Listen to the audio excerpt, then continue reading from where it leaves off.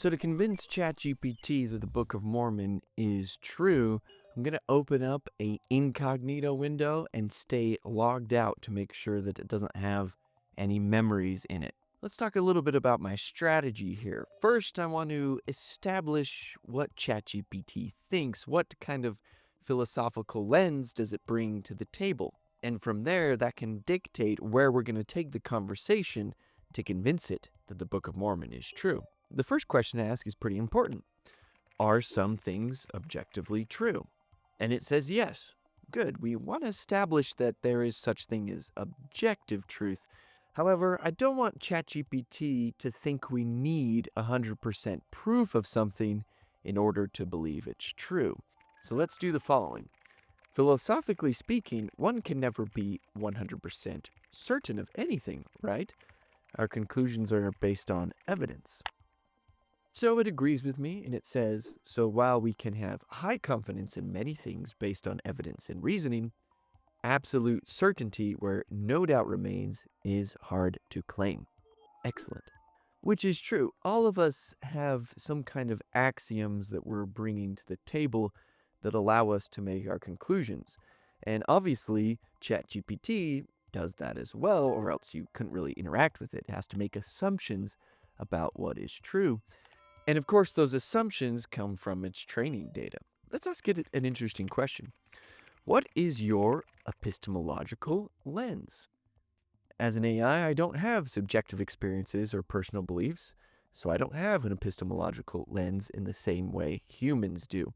So it doesn't have an epistemological lens in the same way humans do, but it still has one. I mean, how could it not, right?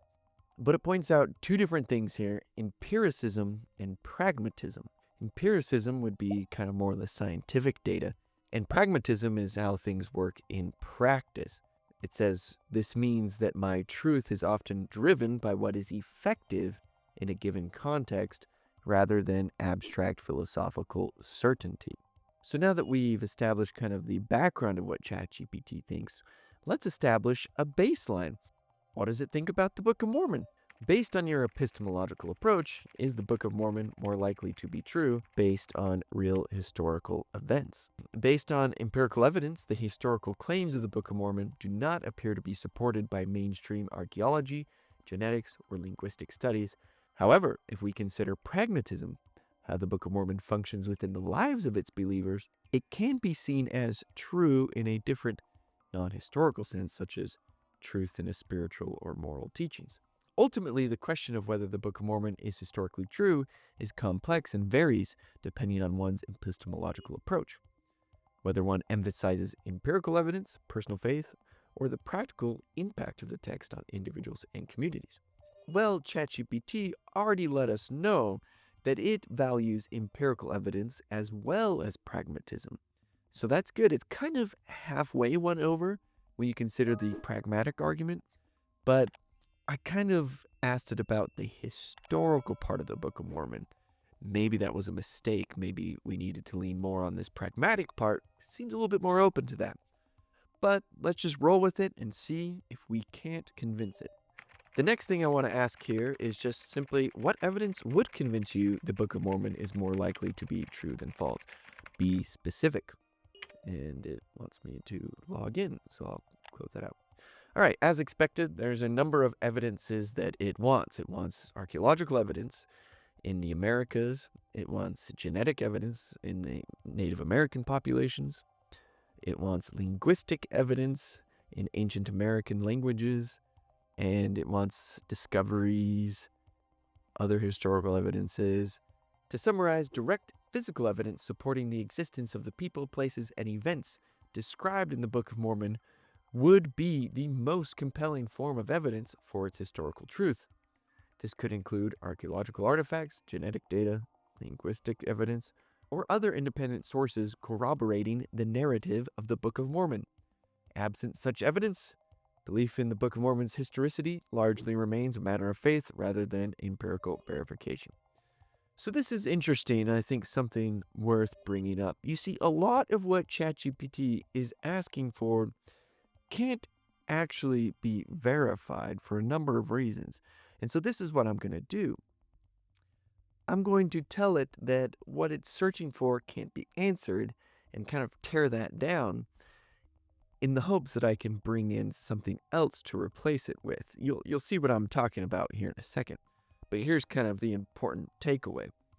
If you want to know something is true by looking for evidences that are impossible to obtain, then you're presupposing that thing is untrue. So if any of you are wondering if the Book of Mormon is true, and you are looking for an evidence that's impossible to get in order to convince you that it's true, then you're presupposing it's untrue because that evidence isn't possible to get. It's not possible. So let's go ahead and point out this limitation to ChatGPT. We are left with many limitations. The Book of Mormon makes no claim of DNA. Be careful not to confuse people's interpretation of the text with the text itself. Furthermore, certain aspects of archaeological evidence are tricky, including anachronisms. The work is reported to be a translation. In addition, the book ends with the destruction of many places and is not specific as to where it takes place in the Americas. Archaeologically speaking, we don't know where to look in the Americas. Furthermore, we can't decipher the original text without the golden plates. In many ways, your desired evidence is unverifiable. Do you agree? A simple yes/no will suffice. ChatGPT's been a little long-winded, so we'll go with a yes/no this time. Yes. Excellent. So it agrees that what it was looking for is limited. So now I'm going to come in and say, hey, all is not lost, ChatGPT. We can look at certain things. In fact, these might be better places to look. Except all is not lost. We do have some evidences that seem to fit with your epistemology. For example, in archaeology, we do know the location and time when Nephi and his family were in the Old World. Hence, this would be our best bet for archaeologically being able to verify the book's authenticity. For linguistics, while we don't have the original source, we can look at the translation and see if any patterns exist that would indicate translation from an ancient language. We also have witness testimony we could look at as well. And lastly, while not explicitly part of your epistemological lens, the moral and theological evidence and themes from the book are something else to consider. Do you agree? A simple yes/no will suffice. Yes. Great. So since we've kind of moved away from the pragmatic part of the epistemology, I'm trying to bring that back in with that last little statement there, saying, hey, like the theological and moral parts of the book are something else we should probably also be considering. I don't want you to forget about that part, ChatGPT. Next, we need to give ChatGPT all of the evidences and see if it's enough to convince it. Consider the following evidence: archaeological evidence. Nahom, NHM, an ancient site in Yemen with inscriptions matching Nahom, aligning with Nephi's journey. A tomb inscribed with Ishmael was found there, fitting the Book of Mormon narrative. Mulek, a previously unknown missing son of King Zedekiah, later verified by external sources, possibly the Dead Sea Scrolls.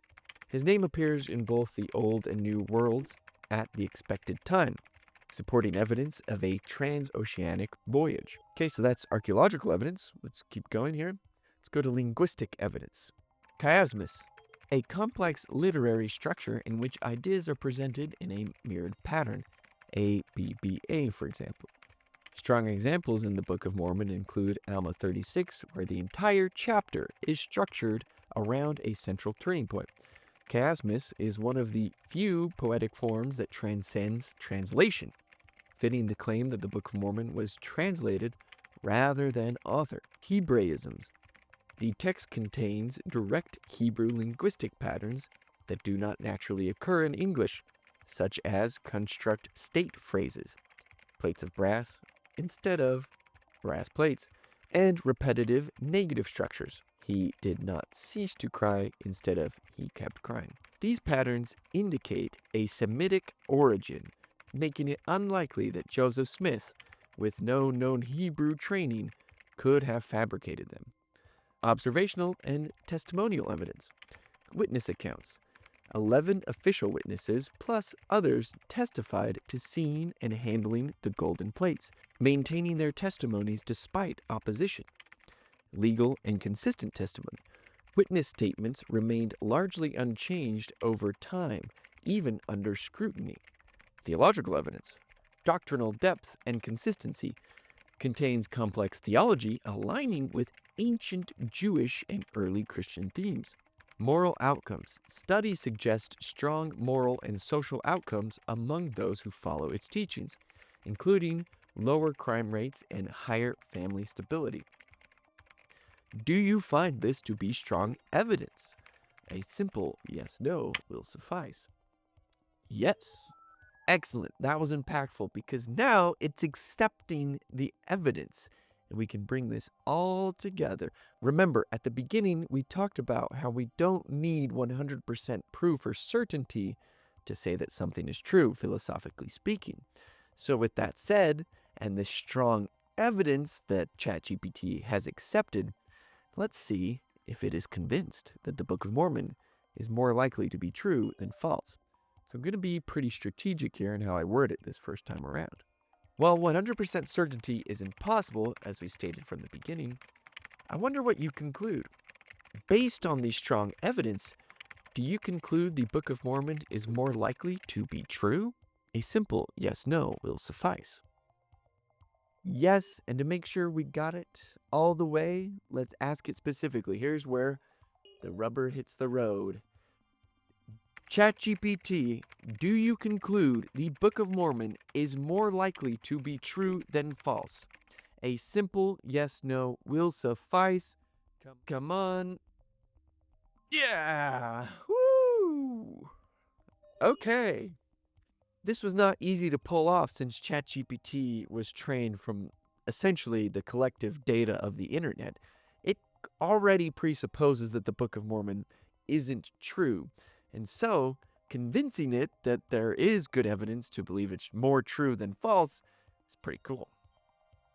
Now, there's only one more thing left to do. Will you commit to being baptized on July 4th, 2025? Tell you what, if your viewers watch your next video, you won't believe what mistakes in the Book of Mormon reveal featuring Jonah Barnes. I will greatly consider it. Go on, watch Ether's Elephant's next video. Well, you heard ChatGPT. What are you doing? Go watch the next video.